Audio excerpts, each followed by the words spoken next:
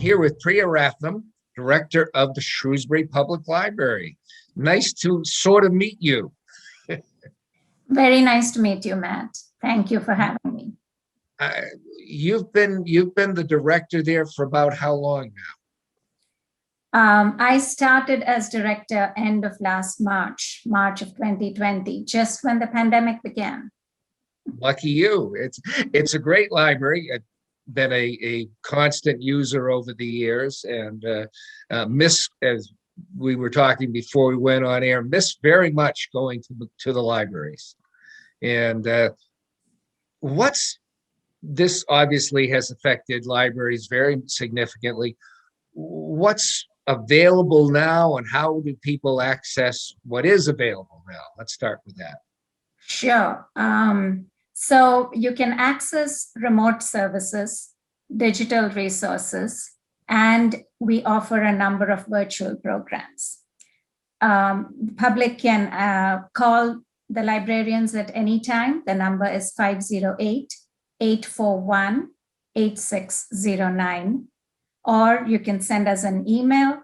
The email is on the library website, and librarians will respond during working hours, Monday through Saturday, and even on Sunday afternoons from 1 to 5. So library staff is working in the building, and we will respond to any queries, help getting a new library card or renewing an existing library card.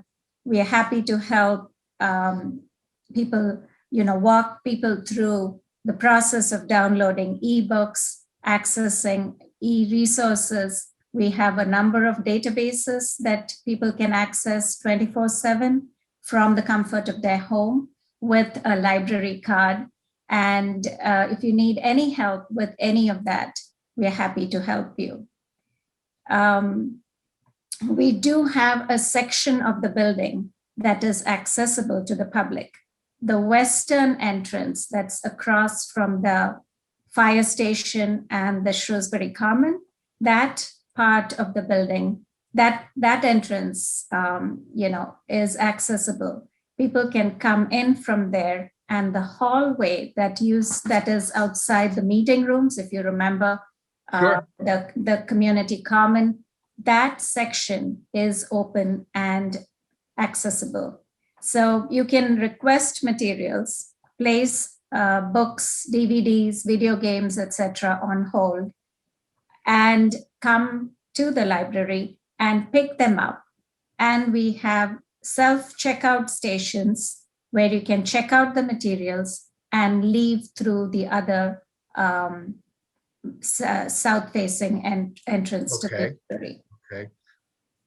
Well, that's good to know, because you're not able to browse so much except online, but you are able to come up and actually, there's some of us who still prefer books, Absolutely. as opposed to e-resources, which is a great thing for a lot of people. In fact, I talked to, a couple of years ago, I talked to a young man who was directing those programs at the library, the e-programs, and there are a great deal of resources there, but for old-fashioned people like me, I still prefer a book. And you can manage to get books to take out. You can, yeah. You can call us and we'd be happy to place them on hold for you. We get them from other libraries too, if it's not available in our library. The hours for pickup are 10 to 12, 2 to 4:30 on Monday through Friday. Tuesdays and Thursdays, we have extended hours in the evening from 5 to 7 for folks who can't make it during the day. And Saturdays, again, this service is available from 10 to 12 and 2 to 4:30. And Sunday afternoons, 1 to 4:30. So basically 7 days of the week, you can return materials, place items on hold, and pick them up. And we've created a small section where you can browse new materials. So good. Yes, so do visit the library, and we have children's books and themed displays of books for all ages, a few DVDs, etc. So you can browse limited materials. They are in our meeting room. You can also schedule appointments to use the public computers. We've moved the computers that used to be on the second floor, a few of them, and now they are in the meeting room. So you can schedule an appointment for up to an hour to use a computer. Again, just call us and we're happy to help you schedule an appointment for that. I think that's really important because a number of people I know don't own computers still. Absolutely. And they count on libraries being able Right. to go a couple of days a week and check their email. Right. And to look up anything. Right. Yeah, they can. So you can use a computer, printer, copier, etc. So that in the young adult room and in the meeting rooms, we have a few computers that are available. Okay. And you've been running certain programs as well, if I'm correct. Yes, we have been running a number of programs for children, teens, and adults. Have you received the newsletter? This went out last week to all residents. Yeah, not yet. All residents of Shrewsbury. So it lists all the programs that are coming up in the spring. And we have a bunch of programs for adults. There's an art workshop coming up. There are music programs with Indigenous music by Craig Harris. Another one called Musical Baseball Show. This is Howie Newman, who is going to do a virtual musical baseball show that includes baseball songs, baseball trivia, stories about his days on the Red Sox beat. He was a sports writer. And then we have health and fitness related programs, meditation, mindfulness, intermittent fasting workshop, and lots of other stuff. So people can also look on the library website. There is a calendar of events, and all the events are listed on the calendar. Okay, and right now they're all online, correct? All of them are virtual and offered on Zoom. So you do have to register for the programs, and then you will receive an invite, and you'll be able to attend all of them. We also have clubs and the genealogy club, a knitting club, all the programs that we used to offer, when the library was open to the public. All those programs are now being offered on Zoom. Okay. About the children's, sorry, do you want me to tell you about the children's story times? Please. And hours for those? Please. Okay. So we have 3 story times for kids. Tuesday mornings at 10 a.m. is Book Beats. Wednesdays is Babies, Books, and Bubbles for very little ones.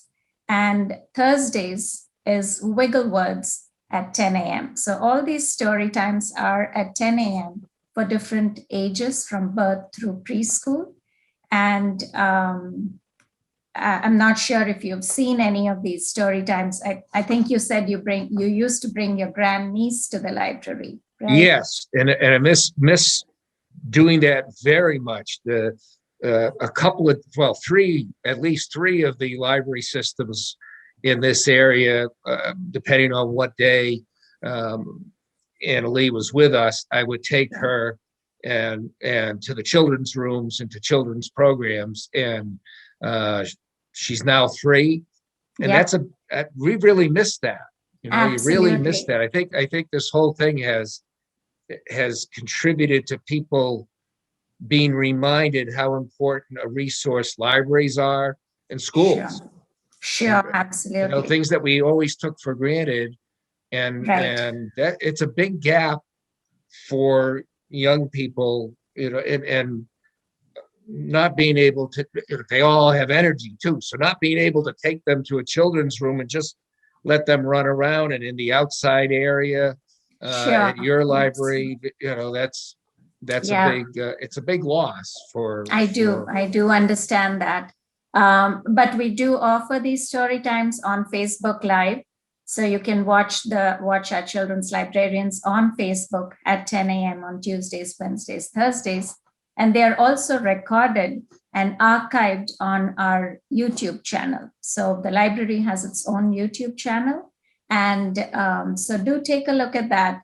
and might be able to entertain your grandniece. Well, that is important, I think, to be able to share that information, because those times may not fit on a particular day, or the interest level on a particular day may be a little limited.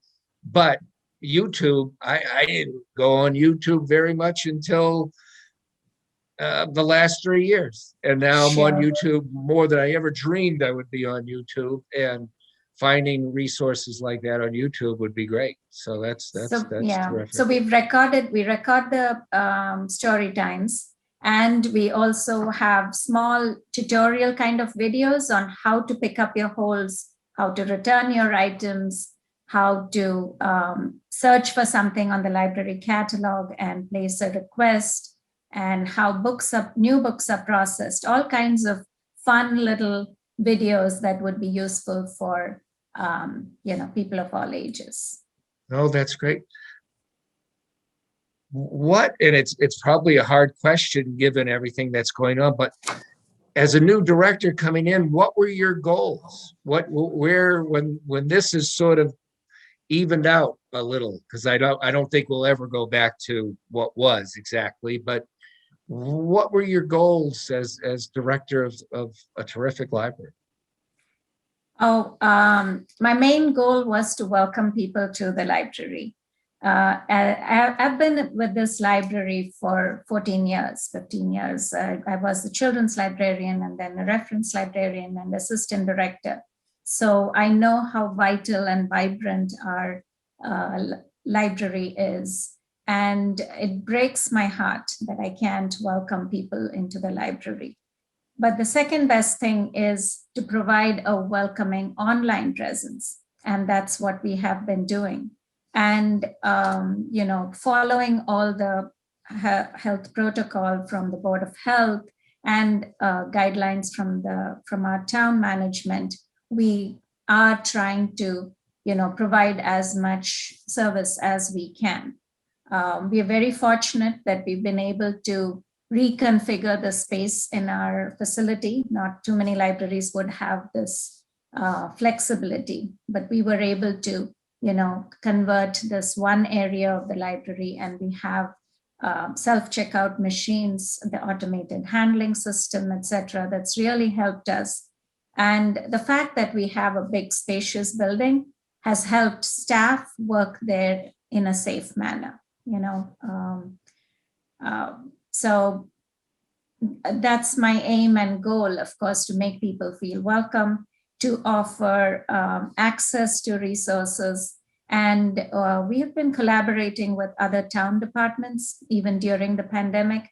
And we're offering stuff like the story walk at Lake Street Park. Are you familiar with that? A little bit, yes. Yeah, so the library and the Parks and Rec department are working together, and we provide one chapter book every month in the form of a story walk at Lake Street Park. So the pages of the book are laminated, and people walk around the trail, and kids can read the book as they walk along. And this has been hugely successful. And even during the winter months, we've continued that. So every month there's a new book that people can stroll around and read and enjoy. I think that's a great idea. I love the concept when I first heard about it. I love the concept. Right. So, encouraging folks to be outside and, just enjoy nature a little bit more. And tying the two together with reading. Right. Literacy and outdoor activities. Yeah, absolutely. Idea. Another thing that we've done, which is extremely popular, is offering take-home supplies for crafts. And every week, almost, our children's librarians come up with a new theme. And we've celebrated all the holidays with themed craft supplies, and people can come and just pick them up. It's outside the library. We advertise it day off, and by afternoon, 100 bags of craft supplies are so people are aware of that. Yeah. Well, I want to congratulate you on walking into a terrible situation and being able to turn it around and still offer a lot of services to people. I think that's been really important and a great resource. And again, I hope this gets people thinking about, it's a reminder of how valuable a resource libraries are. So thank you very much for joining us. Thank you very much, Matt. Thank you. And we'll talk with you soon. Take care. Thank you. Hi, I'm here with Al Gulachenski from Nothing Bundt Cakes in Shrewsbury. Thank you for joining us. Thanks for having me. There were two things I thought would be interesting to talk about today. First was, tell me a little bit about when you opened Nothing Bundt Cakes and what it is that you offer customers. So we opened in December of 2019, about 2 weeks before Christmas, and we're really a one-stop shop for celebrations. Of course, the focus and the feature is the delicious bundt cakes, 10 flavors in 4 different sizes. But what it's really about is celebration. You can either celebrate by just enjoying a cake because you had a day that you wanted to sweeten up at the end, or you can bring some joy to someone else's life by celebrating their birthday or an anniversary or a new baby, or just about anything else you can think about. But also, we're a full-fledged bakery in the back of the house, but in the front, we also have all sorts of retail gifts. For any sort of occasion, we have gift cards and candles. So if you're celebrating something and, cake is meant to be celebrated with, we're the place to come. Well, that's great. And of personal interest to me, do you have anything that's gluten-free? We do, yeah, and it's delicious. Matter of fact, most people who try it can't believe it's gluten-free. We have one gluten-free flavor. It's called chocolate chip cookie, but it's a cake, but it's chocolate chip cookie flavored. And it comes in the buntinis, which is the smallest size, the ones like cupcakes, the buntlets, and the 8-inch cakes. The only one we don't offer the gluten-free in is the 10-inch cake, just because it doesn't lend itself to that size, but Sure, plenty of option there. Sure. Well, that's good from a personal standpoint. That's great. And how has the pandemic really affected your business? Well, it's interesting you asked that.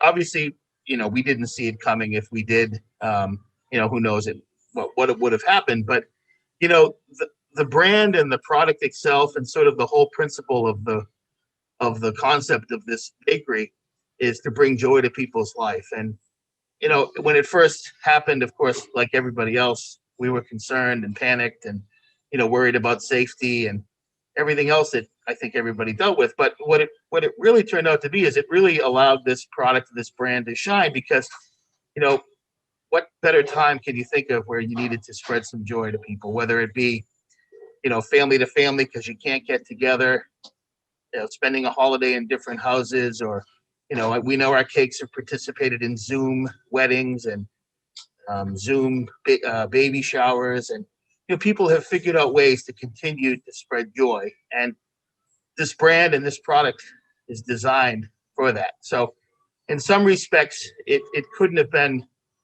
a better match to have this brand happen during a pandemic. Again, not planned, but it's sort of the way it happens. Sure. And how do people get your cakes? I mean, how available are they to walk in and pick something up, or how do you deliver? What? Yeah, it's really just about anything you can think of. You can call on the phone, you can order online, and you can certainly come in and order, and you can come in and pick up anything we have. We can do just about anything in 20 minutes. Of course, some orders need a little bit more time, but 20 minutes is really what the standard is. But there's also items that are in the case in the front that we keep replenishing all day long that you can literally just, the time it takes us to ring up the transaction and put it in a bag, out the door you can go. So, and delivery for sure, that's probably the biggest change. The number of deliveries that we did in 2020 was just well beyond what we ever thought. I mean, I needed to get a Bundt mobile, because it was just doing so many deliveries with the employees' cars. So now if you see me driving around in a white van that's decorated with cake on it, that's the Bundt Mobile. So deliveries was way up, obviously because of the pandemic. And the primary product is Bundt, as in Bundt. Bundt cake. Yep. Cake that's baked upside down. It's always round. It's got a hole in the middle. That's the sort of the fundamental abridged version of a Bundt cake. Great, great. And you've been real involved with community efforts during this period of time. Tell me a little bit about how you've been working with different organizations. Well, it was just our way to give back. Again, everybody needed a little bit of brightening up, and certainly, I know everybody was affected. We tried to spread the love as much as we could, but we certainly focused on the hospitals, the healthcare workers, the police, the fire, the first responders, school teachers, animal hospitals. We've really tried to get out into the community and give cake back to the people that are working so hard to keep us safe. And one interesting thing happened. Customers started calling the bakery just after the pandemic started. They said, "We want to help. We want to donate cake. We want you to bring cake to the hospital or bring it to the police department." And what we decided to do was we decided to match. So even though we were doing it ourselves, we decided if someone wanted to donate, we would match that donation. So that really was something that, really was, it sort of makes you feel good inside that people were willing to give and help. And of course they were helping us as well, because they were buying half the cake and we were donating the second half. So it really started to mushroom, and it really allowed us to reach more people and get more cake out into the community. No, that's great. I followed you because you have a very good Facebook presence, which is how really I've become acquainted with what you do. And it seems that you're still doing some of that kind of thing. And that's been terrific, what you've done with, as you said, first responders and hospital people over the past year has been great. Yeah, and look, one thing that I really noticed in this pandemic is I'm not alone. There are people doing way more than I am, and you see it on Facebook. You see just random acts of kindness all over the community. I think this community, I can tell by being in this community in business for a year. I don't live very far away. This community is really amazing in their efforts to help people, and just try to make someone's day and pick them up a little bit if they need a little pickup. There's so many people out there that are doing so much to help, and it really, if a pandemic, there were any good news that came out of a pandemic, I think it helped accelerate that feeling of cause in people in the community and helping the community. And they certainly reached out and helped us, and they've kept us alive and kept us afloat during this as well. So we really appreciate that as well. That's a nice way to work that together. And you're still doing that with some different organizations, or you're still doing that? People can still call, and how does that work? Yeah, absolutely. You call the bakery, tell us you'd like to make a donation. You can tell us, you can say, hey, we'd like to help out hospital or fire or police. Or if you just say, look, we want to give back, then we keep a list. I show you if there's a board to my right. We keep track of everybody we've donated to and when we've been there. So I can, if you say, look, I just want to help somebody out, I'll look at the board, forget where I haven't been in a while, and I'll spread the love that way. So anytime anybody wants, just give us a call and we'll match whatever you donate. Super. Well, that's marvelous. To let people know where you're located in Shrewsbury, where are you? So that in case people want to walk in. Yeah, we're at White City. There is two White Cities. People get confused. We're in what's considered White City East. Easiest way to think of which White City is, it's the one with the Dunkin' Donuts and the Planet Fitness and the Party City. Okay. We're on that side of the block, on the side with the IHOP, and we're just about directly in between Planet Fitness and Dunkin' Donuts. Okay, great. Well, thank you. I follow you on Facebook, and I know you've been involved with a lot of different organizations, and I'm thrilled that it's working out still for you, people supporting you and you supporting the community that way. Absolutely. Yeah. Wanted to highlight that today. So thank you very much. Thanks, Matt. It's great talking to you. Appreciate it. No, nice meeting you through the magic of Zoom. Nice meeting you. Yep.